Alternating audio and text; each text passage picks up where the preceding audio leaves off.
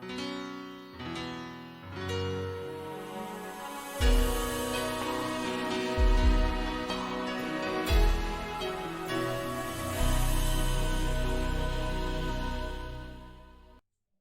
tal, hermanos? Muy buenas noches, Dios les bendice, es un gusto poder saludarles en esta noche. Damos gracias una vez más a nuestro Dios por la oportunidad que nos da de poder estar aquí, ¿verdad? Reunidos por estos medios.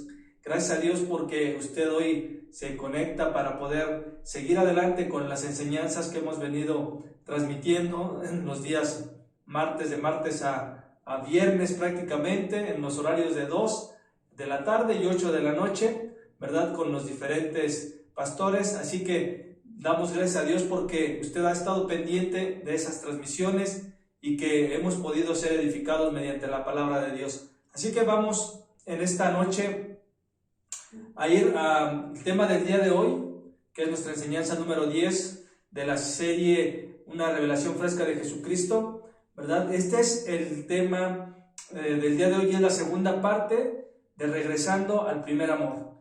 Es decir, regresando al primer amor, segunda parte, y que es el mensaje a la carta de Éfeso que hemos estado estudiando y que estábamos estudiando la cápsula pasada.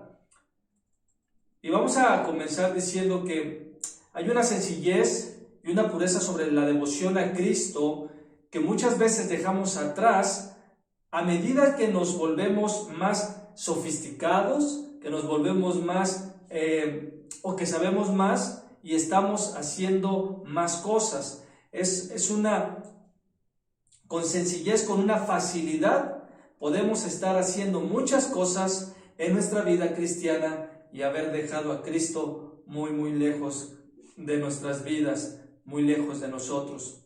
Ahora, el amar al Señor nuestro Dios es el latido de nuestra misión. Las fuentes La fuente de todo lo que hacemos, de esa misión, debe desbordar, ¿verdad?, de ese amor hacia Cristo, debe desbordar de ese amor nuestro servicio. Así que todo esto, ¿verdad?, de lo que estamos tocando en esta noche, pues creo que es realmente lo que Jesús está diciendo, ¿verdad?, a la iglesia de Éfeso.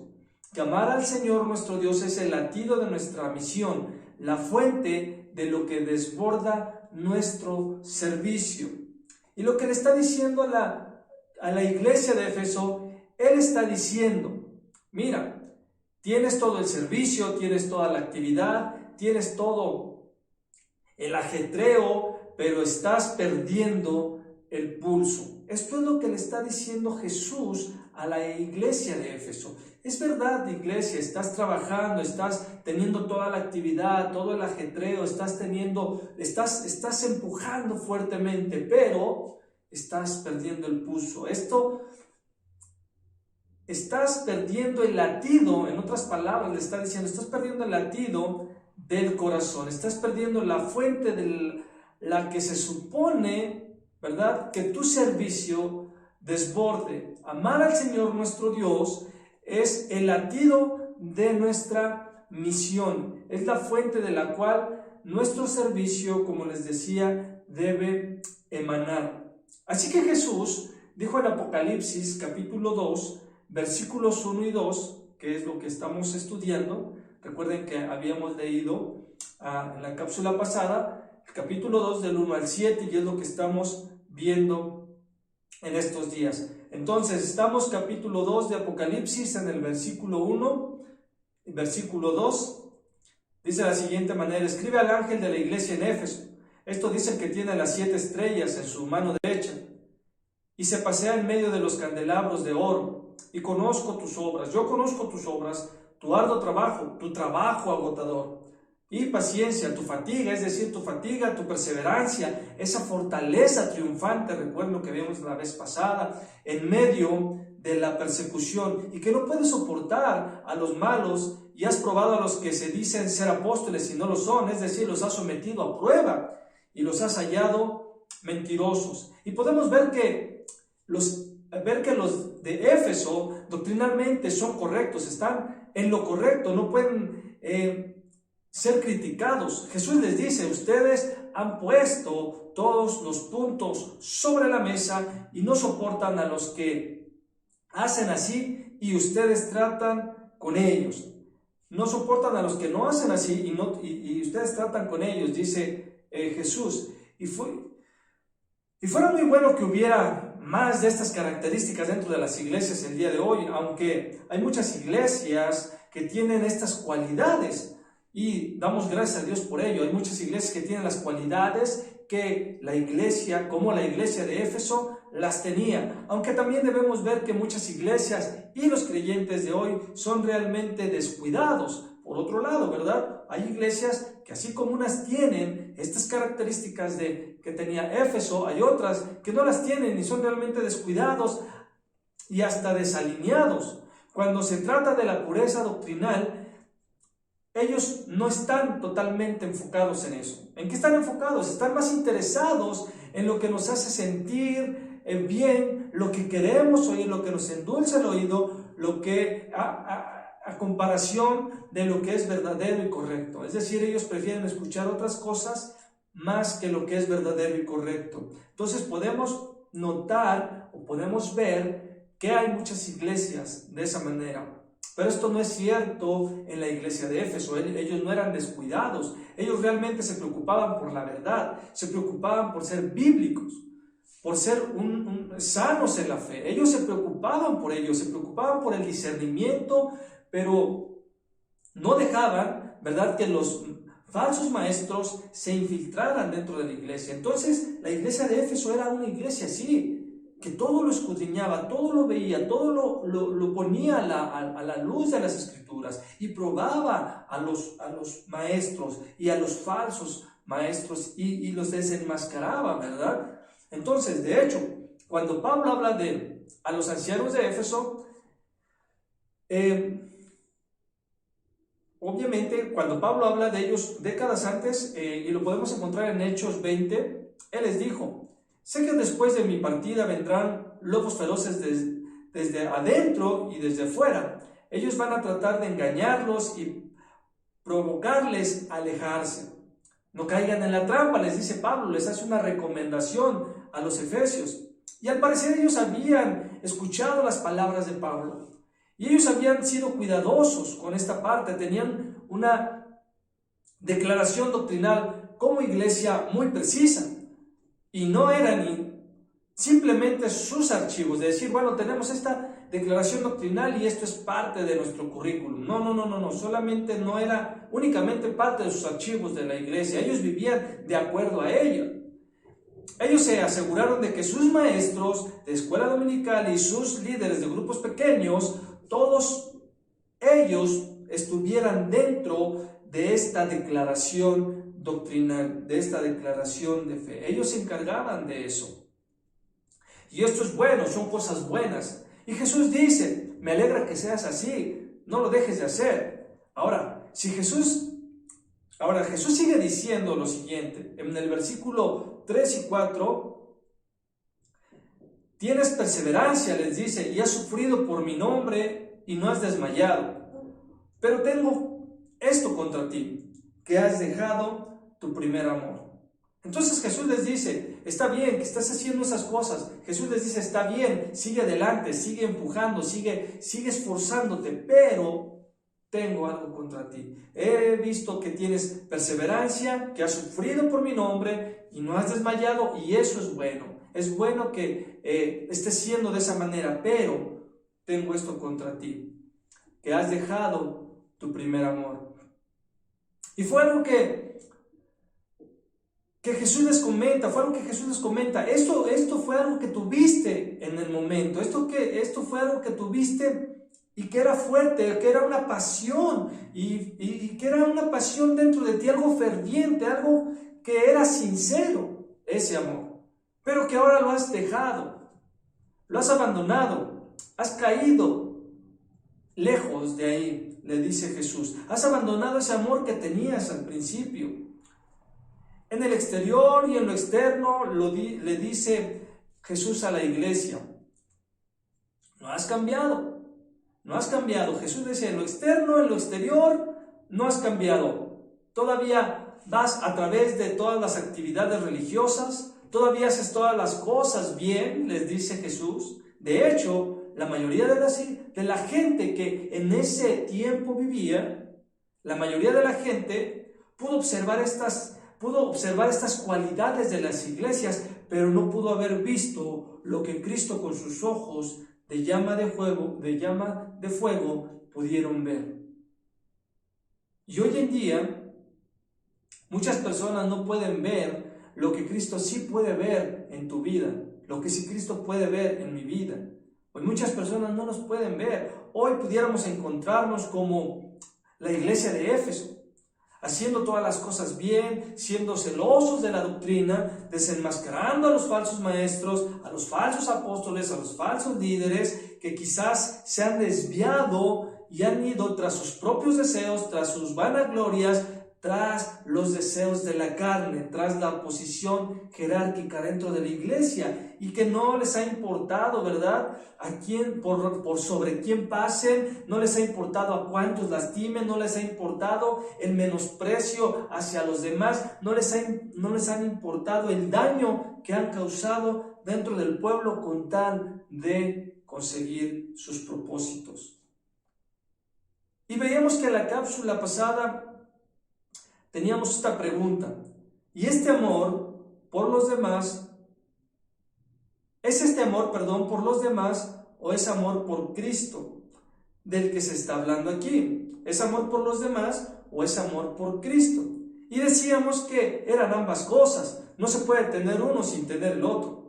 Recordemos que no podemos decir que amamos a los demás sin amar a Cristo, y no podemos decir que amamos a Cristo sin amar a los demás, y aquí es donde vamos a comenzar. Y vamos a comenzar por el amor a los demás, aunque sabemos que el amor a Cristo es la raíz de todos. Entonces vamos a comenzar en esta noche por el amor a los demás, entendiendo que el amor hacia Cristo es la raíz de todo. ¿Sí? De ahí fluye, de ahí mana todo. Entonces hemos visto que esta iglesia había sido diligente en eliminar las falsas enseñanzas. Ellos eran cristianos fervientes, trabajaban arduamente. Ellos eran cristianos que se esforzaban a pesar de las luchas, a pesar de las tribulaciones que pasaban. Y meditando un poquito en este pasaje, pareciera que ellos pueden haber llegado a ser tan decididos en trabajar arduamente y perseverar en la sana doctrina y la pureza doctrinal, que podrían haber desarrollado un espíritu crítico, que generalmente es algo que es muy común. Estamos en la defensa del evangelio, estamos en la defensa de la sana doctrina, pero caemos y cometemos el error de caer en un espíritu crítico, un espíritu duro, de encontrar faltas en aquellos con los que no estábamos de acuerdo. Entonces, si por un lado estamos haciendo algo bueno, ¿verdad?, exponer, evidenciar aquellos que se infiltran o engañan a las personas, sí, pero a veces lo hacemos con un espíritu duro, crítico, alejado del amor. Y ellos habían perdido el espíritu de amor que una vez los caracterizó. Una vez en los comienzos fueron caracterizados por ese espíritu de amor. Sí corregíamos, sí estábamos ahí, lo hacíamos con mansedumbre, lo hacíamos con amor, y ellos lo habían perdido hacia los demás.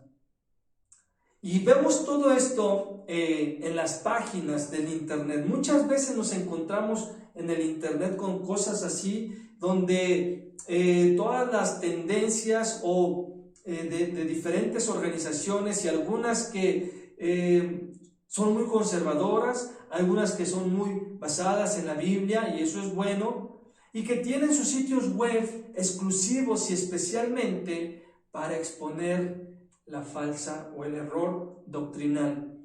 Y aunque esto es algo bueno, y decíamos que es algo bueno, el error doctrinal necesita ser expuesto, necesita ser evidenciado, ese error doctrinal.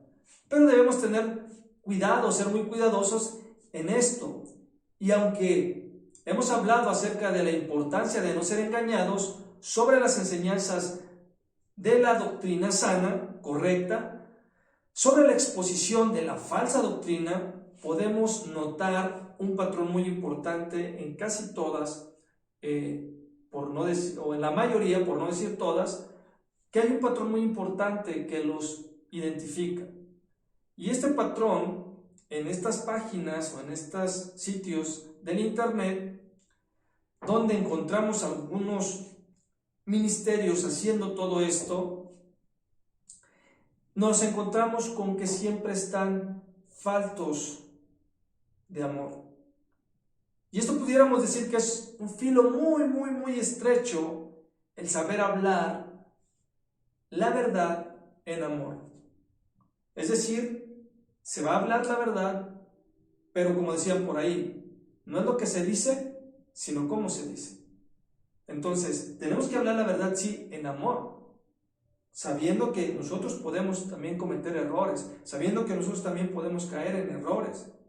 Y aunque nos preocupamos por cristianos que no están pensando bíblicamente, y aunque nos preocupamos y que no están siendo esos cristianos cuidadosos en la doctrina, es preocupante, porque todo el mundo ve esta clase de videos y luego se borbandeamos unos a otros. Es por ello que no se puede dar cuenta de esto en los demás, uno se puede dar cuenta de esto. Y es lo que Jesús le decía a la iglesia en Éfeso: está bien que estés siendo así, está bien que estés cuidando esta parte, está bien que estés cuidando aquella parte, aquella otra parte. Y al final nos encontramos en todo esto a cristianos lanzándose dardos verbales unos a otros, y que pueden que tengan razón en su posición, pero en algunos casos están muy mal en la disposición.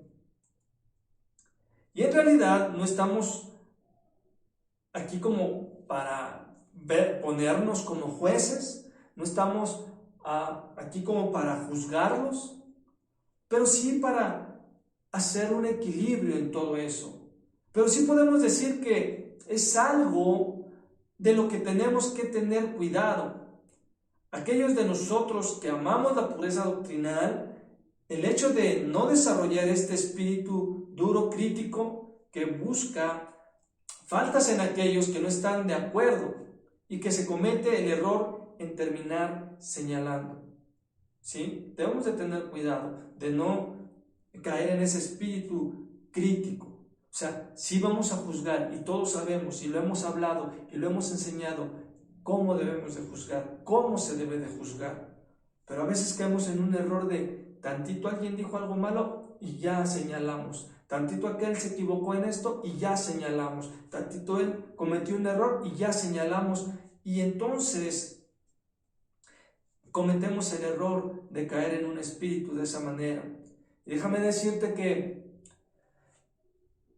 como ya es bien sabido, el día de hoy, si te mantienes firme, si nosotros nos mantenemos firme y centrados en la pureza doctrinal,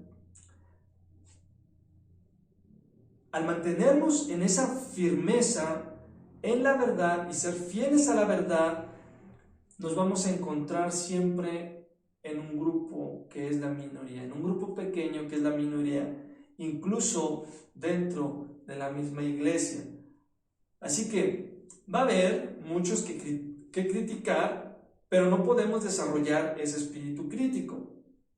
Tenemos que ser hechos en el espíritu con el que Cristo habló a las iglesias. Debemos de tener ese espíritu con el que Cristo le habló a las iglesias, ¿sí? Porque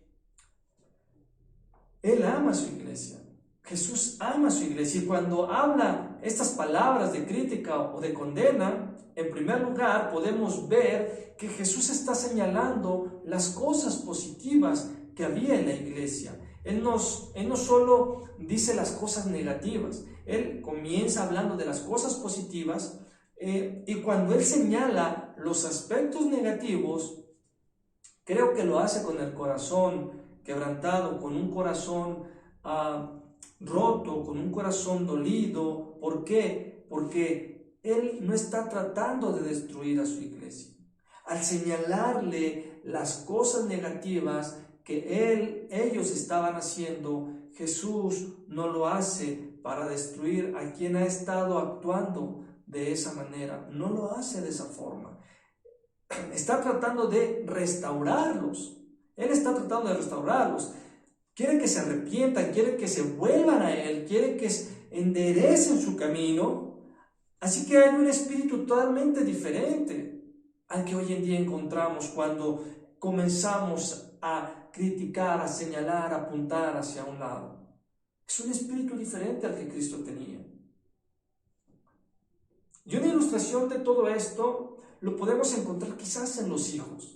Hay cosas que hay que corregir en ellos. Como padres necesitas corregir el comportamiento y el pensamiento que es incompatible con las Escrituras. Pero queremos hacerlo de una manera que no derribe a tus hijos, sino que estás tratando de edificarlos en la pureza y en la fe. ¿Sí?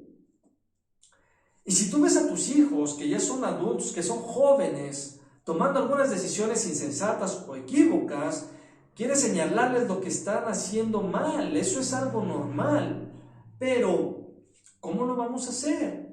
Y que hay un tiempo para todo esto. Pero siempre tenemos que preguntarnos lo siguiente. Tienes que preguntarte lo siguiente. ¿Estoy siendo motivado por amor genuino? ¿Por preocupación por sus intereses o sus mejores intereses de mi hijo? ¿O estoy avergonzado o siendo avergonzado, sintiéndome mal o avergonzado por la forma en que se refleja negativamente sobre mí? ¿Por qué lo estoy haciendo? ¿Velo por los intereses de mi hijo verdaderamente? ¿Velo por mis propios intereses? Porque ¿qué van a decir de mí? Porque lo que él hace me perjudica a mí. Y entonces, ¿por qué lo hacemos? Esta corrección motivada, motivada y basada en el amor. ¿O en qué está basada mi corrección? En la ira porque ya me hizo quedar mal, en la ira porque esto, porque aquello. ¿En qué está basada mi corrección? Pensemos por un momento en los líderes políticos, en los líderes nacionales, incluso en los líderes espirituales que a veces toman decisiones incorrectas, decisiones insensatas y actúan de manera que no son bíblicas. Es tan fácil poder sentarnos y hablar negativamente de ellos y señalar sus defectos, señalar sus errores y mantener una crítica hacia ellos, decir cosas feas acerca de ellos quizás. Y que hay algunos líderes hoy en día y que no conocen de Cristo, no conocen de Dios, pero que son influencia a nivel mundial, que son clave en esta tierra. Esos líderes que no conocen, que están apartados, que son impíos, son clave que hay y que existen y que son clave en la tierra el día de hoy. Entonces, la pregunta es, ¿cuál es nuestro papel? ¿Eso quiere decir que no debemos de decir nada? ¿Esto quiere decir que entonces nos debemos de quedar callados y entonces no decir nada? Creo que podemos decir algo, pero tenemos que hacerlo de una manera correcta, en un espíritu de mansedumbre y humildad. Es triste que muchos que no son cristianos hoy piensen que el cristiano conservador, creyente en la Biblia, son gente enojada, son gente que está siempre de mal humor, son gente airada. Es triste que la gente piense así. Es triste que afuera piensen que nosotros como cristianos somos así. Déjame decirte esto. Hace un tiempo atrás, un par de meses, vi en una página cristiana que es de noticias, lo que un pastor muy reconocido en Estados Unidos le dijo al presidente de Estados Unidos, y cito el texto. Dice: el pastor advirtió a Biden sobre el hecho de poner la mano en la Biblia mientras prometía hacer las mismas cosas que blasfeman su nombre. Puedes decir lo que quieras, dijo el pastor, pero cuando tocas el arca, cuando colocas tu mano sobre el trono de Dios, porque Dios está entronizado en su palabra, y colocas tu mano sobre la palabra de Dios y prometes hacer las mismas cosas que blasfeman su nombre, dice, Dios no quiere tu respeto, dice, quiere tu obediencia, afirmó el pastor. Continuó diciendo, no me digas que abogas por la matanza de bebés en el útero, no me digas que quieres destruir la masculinidad, la feminidad, el matrimonio, no me digas que quieres llenar el mundo de personas LGBTQ en el liderazgo. Quieres justificar la actividad transgénero y luego poner tu mano en el trono de Dios. Si no lo puedes hacer. Entonces debemos de entender que hay un sentido en el que el pecado debe producir ira en nosotros, pero no puede ser este espíritu de odio, espíritu antagónico. Porque por un lado, eso no influye en la gente. Proverbios dice que la lengua suave quebranta los huesos. Tenemos que enfrentar estos temas, es verdad. Tenemos que hablar al mundo con gentileza, con amabilidad. No siempre tendremos éxito en eso, no siempre lo tendremos, pero es algo que se debe de hacer y es el objetivo de poderlo hacer. Primera de Juan 4:20 nos dice, si alguno dice, amo a Dios y aborrece a su hermano, es un mentiroso, porque el que no ama a su hermano, a quien ve, no puede amar a Dios, a quien no ha visto. Así que estamos abordando al amor. Así que estamos abandonando al amor. Haber dejado tu primer amor, que dijimos en un principio, se aplica, creo yo, a nuestras relaciones con los demás. No podemos decir amo a Dios si no amamos a los demás, tanto dentro como fuera de la iglesia. No podemos tener las dos cosas. Así que cuando Él dice, has dejado tu primer amor, creo que una de las cosas que está hablando a la iglesia de Éfeso es que ha dejado de amar a los demás,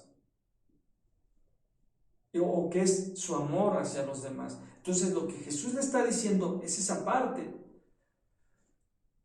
Tertuliano, quien fue uno de los padres de la iglesia y que vivió en el 150 y 222 después de Cristo, él hizo una descripción de la iglesia en esa época. Él dijo, somos un cuerpo unido entre sí a través de una profesión de fe común, por unidad de disciplina y por el vínculo de una esperanza común. Nos reunimos juntos como una asamblea y congregación que ofrece oración a Dios unidos, y podemos luchar con Él en nuestras oraciones. Nos reunimos a leer nuestros escritos sagrados. Con las palabras sagradas alimentamos nuestra fe, animamos nuestra esperanza, hacemos nuestra confianza más firme y no menos por las circunstancias, las inculcaciones, de los preceptos de Dios, confirmamos buenos hábitos. Y vemos que lo que Él está hablando, o lo que Él está diciendo, es un listado de las cosas que hacemos o que son parte de la iglesia. Leer la Biblia juntos, vamos a la iglesia juntos, tenemos reuniones juntos. Y entonces el escrito sigue diciendo, es principalmente las obras de amor tan noble que lleva a muchos a poner marca sobre nosotros. Es principalmente las obras de un amor tan noble que lleva a muchos a poner una marca sobre nosotros. Lo que Él está diciendo, estamos marcados por nuestro amor. Es la forma en que nos reconocen o que nos deben de reconocer. Eso es lo que había más fuerte, lo que verían, más fuerte nuestros amigos y nuestros críticos por igual en nosotros. Yo recuerdo que cuando recién conocí del Evangelio, Mi papá me decía, oye, ustedes los cristianos son muy unidos, ¿verdad? Y yo le decía, sí, ¿por qué lo dice? Le preguntaba. Y él me dijo, porque yo veo que siempre están unidos, porque yo veo que siempre se ayudan unos a otros. Y eso es algo que debe caracterizar, el ver el cuán amor hay entre nosotros como iglesia. Cuán amor hay como iglesia, en cuán unidos estamos como iglesia. Mirad, dice Tertuliano, cómo se aman unos a otros, cómo están dispuestos incluso a morir por los demás. Fin de la cita. Entonces, algo que debe de caracterizar a la iglesia es esa parte del amor. En la medida en la que la gente mira el interior de nuestra iglesia, no debemos preocuparnos tanto por la forma en que hablamos de los que están afuera. La pregunta es, ¿cómo tratamos a los que están dentro de la iglesia? O sea, no hay una preocupación de los que están afuera. Ellos están afuera. Pero tú y yo, ¿cómo tratamos a los que están dentro? Si vamos a tener una luz que brilla en nuestro mundo, tenemos que demostrar el amor por los demás. Ese amor apasionado, ferviente, centrado en Cristo, un amor bondadoso entre unos con otros. Y Jesús le dice a la iglesia en Éfeso, has dejado tu primer amor, te has alejado de ese amor. Y déjame decirte que las personas no están impresionadas por nuestra solidez doctrinal tan importante como es. Sus corazones no son ganados por nuestra actividad fervorosa y tan valiosa como esta puede ser. Y podemos ver que muchos de los creyentes al día de hoy, hasta el día de hoy, que han partido con el Señor, que han ido a la presencia de Dios, cuando vemos su historial, su biografía, muchos de ellos, lo más significativo de esos creyentes no han sido los elogios por sus buenas obras, por su incansable esfuerzo, por mantener la sana doctrina, sino los mejores elogios han sido acerca de su corazón, que estas personas han tenido por los demás. Y eso es su amor hacia su prójimo. Y esto nos debe de ayudar a pensar, a meditar. Cuando todo esto termine, cuando todo esto esté dicho y hecho, ¿cómo quisiera yo ser recordado? ¿Por todas las cosas que hice? ¿Por toda mi precisión doctrinal? ¿O como alguien que amo?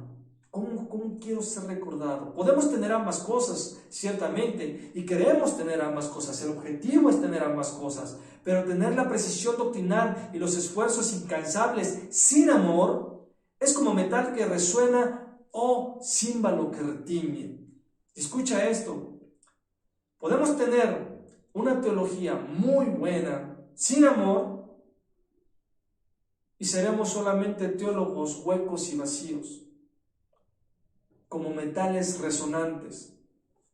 Y un amor sin doctrina, seríamos un cúmulo de emociones mal dirigidas y emociones descontroladas. Ambas tienen que ir unidas, ambas tienen que estar unidas unas a otras. No podemos separarlos. Y el error que podemos cometer al ser personas más orientadas a las tareas es que podemos pensar que las personas mismas son a veces una interrupción. Ellas pueden ser una distracción, o podemos considerarlas como una distracción. Por lo general, vamos tan deprisa del punto A al punto B, y que no queremos detenernos en ningún punto intermedio. Y andamos tan deprisa, pero debemos de entender que las personas, y debemos de recordar que las personas van primero antes que la producción.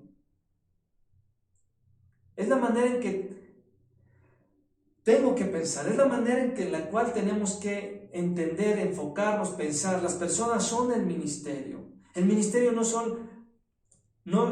es solo revisar las cosas de mi lista de cosas por hacer o conseguir cada vez más transmisiones, más publicaciones, más programas de radio, etcétera, etcétera. No sé qué es lo que tú hagas. Entonces, no solamente es eso. El ministerio son las personas. Debemos de entender esa parte que Dios ha puesto en nuestras vidas. Algunas de ellas agradables y placenteras y otras que como tan pronto llegan quisieras que se fueran. Hay de todo.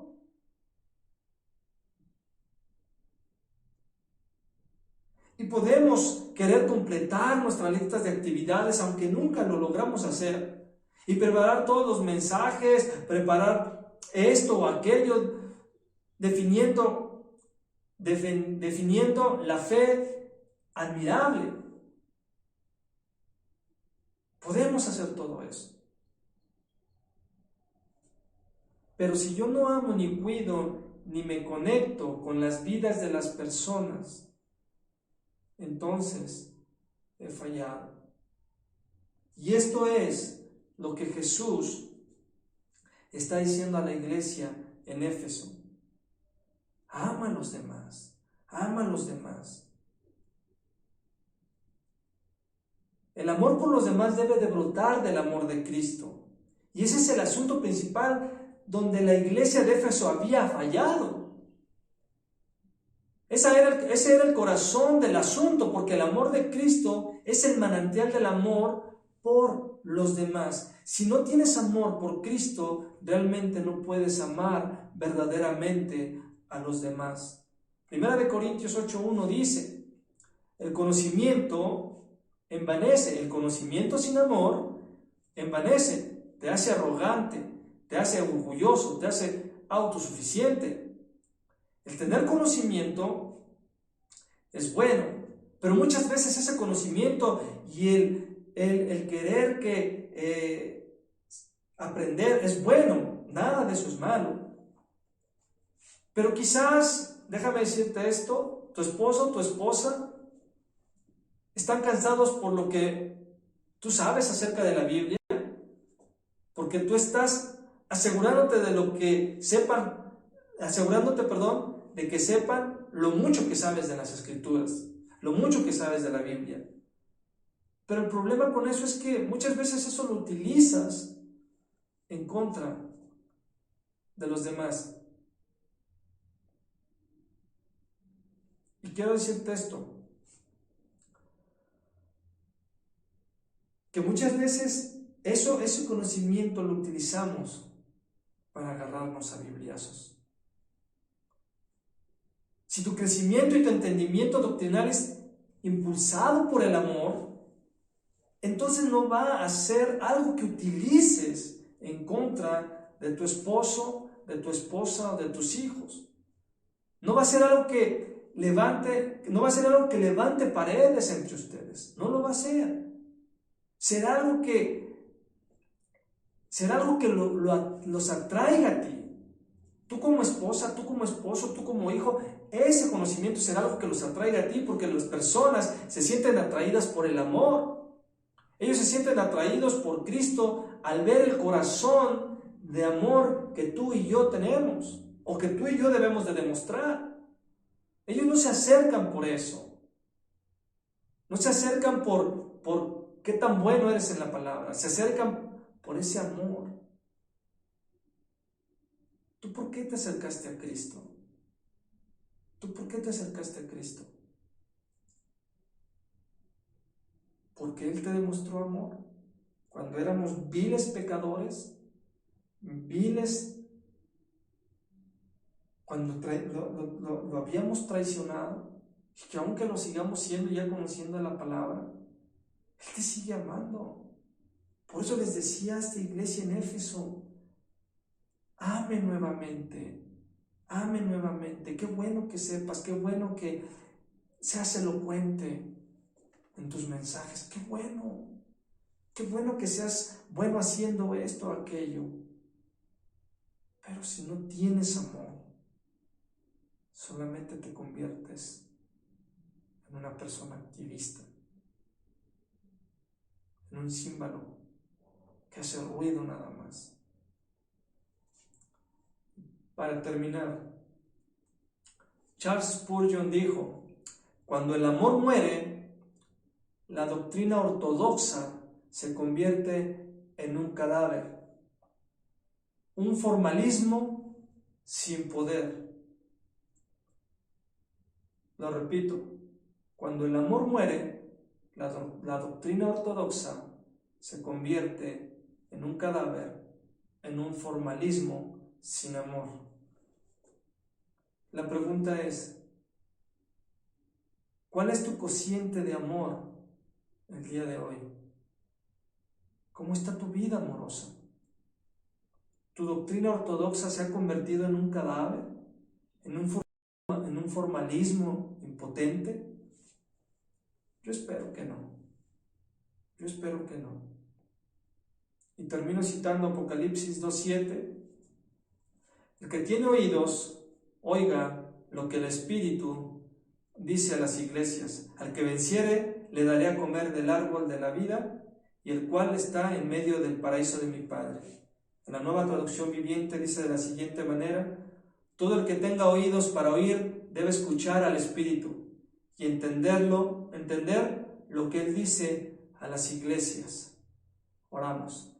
Padre, te damos gracias por tu palabra, te damos gracias por tu enseñanza en esta noche.